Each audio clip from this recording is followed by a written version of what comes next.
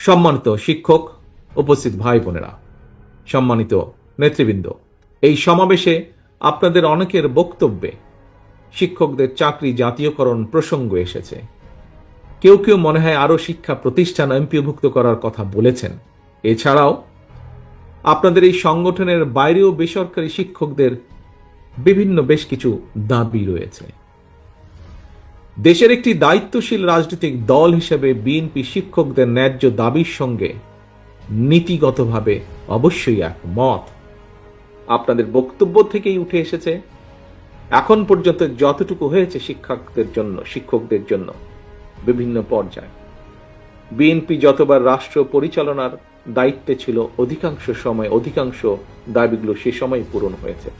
কাজেই আপনাদের এগুলো সম্পর্কে আমরা ওয়াকিফাল।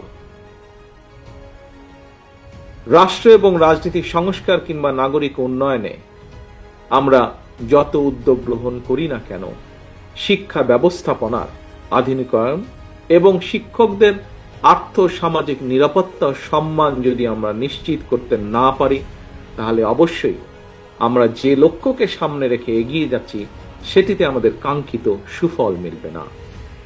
সম্মানিত উপস্থিতিবৃন্দ, জনগণের ভোটে বিএনপি রাষ্ট্র পরিচালনার সুযোগ পেলে অবশ্যই রাষ্ট্রের সামর্থ্য অনুযায়ী শিক্ষকদের আর্থিক নিরাপত্তা বেষ্টনী বাড়ানো কিংবা চাকরি স্থায়ীকরণ কিংবা জাতীয়করণের বিষয়টি ইনশাআল্লাহ ইতিবাচক বিবেচনার জন্য উচ্চ পর্যায়ের কমিশন আমরা গঠন করব ইনশাআল্লাহ।